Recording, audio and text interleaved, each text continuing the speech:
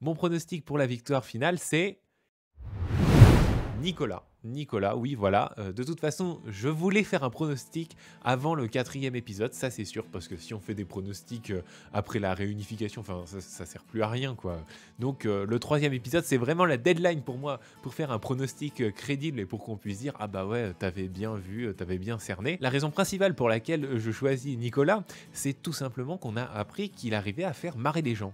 Tout simplement, il a le sens de l'humour et c'est quelqu'un qui est apprécié pour ça. Et ça, je pense qu'en fait, l'humour, c'est super important. L'humour, ça détend l'atmosphère sur le camp parce qu'il y a beaucoup de tensions. Vous mangez pas, vous avez froid, il y a des tensions sociales entre les uns et les autres, ça se frite un peu dans tous les sens. De plus en plus, vous êtes fatigué, donc ça se frite de plus en plus pour rien.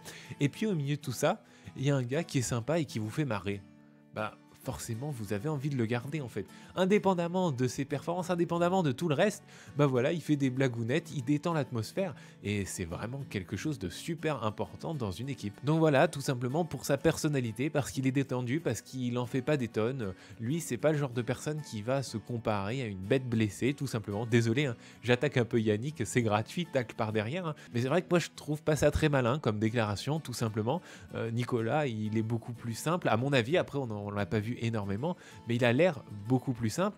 Il n'est pas complètement idiot non plus, et ça on l'a vu aussi, hein, c'est peut-être la seule séquence où il est vraiment, entre guillemets, mis en valeur, parce qu'il y a toujours ce doute qui plane chez les jaunes sur le faux collier de Zeta. Ça c'est quelque chose qui est remonté à la surface en quelque sorte, et Nicolas tout simplement, il est allé lui demander, il est allé la voir, et puis lui dit, si tu le dis pas à moi, tu le diras à personne. Donc ça veut dire qu'aussi, il est conscient d'avoir la cote, il est conscient que les gens ont tendance à lui faire confiance, mais il l'agresse pas, hein. Il lui dit, voilà, qu'est-ce que t'en penses, dis-moi, est-ce que t'en as un, est-ce que t'en as pas. Donc déjà c'est bien joué parce qu'il y va de manière simple, sans agresser qui que ce soit, sans mettre des menaces à la François. Et puis surtout, Zeta elle joue bien parce que elle ne dit rien, elle est volontairement très évasive, elle dit pas non non je te le dirai pas ou oui j'en ai un, enfin en tout cas elle se place pas, et finalement c'est peut-être sa force d'arriver à laisser planer ce flou. Mais là où elle est peut-être un peu trop sûre d'elle, c'est qu'elle dit ah Nicolas il a cru que c'était oui.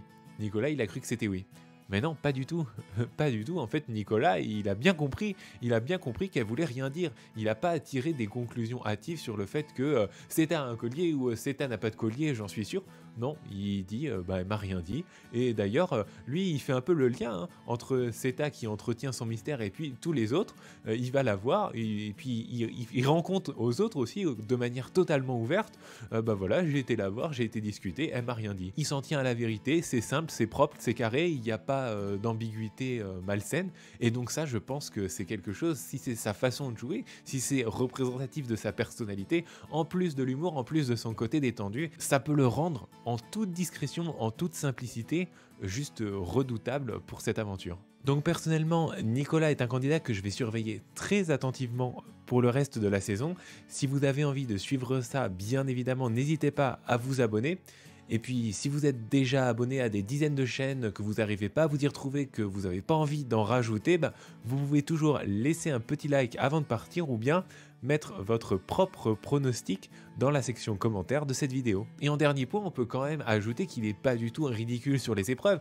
Bien sûr, j'ai beaucoup insisté sur son social, parce que je pense que social, stratégie, c'est quand même les piliers de base pour koh Les épreuves, finalement, ça permet de créer l'exploit ou d'avoir un certain respect parmi les autres aventuriers, mais c'est vrai que c'est pas là que vous gagnez koh, c'est vraiment avec la personnalité, à mon avis. Toujours est-il que Nicolas n'est absolument pas ridicule en épreuve, il a de vraies capacités physiques.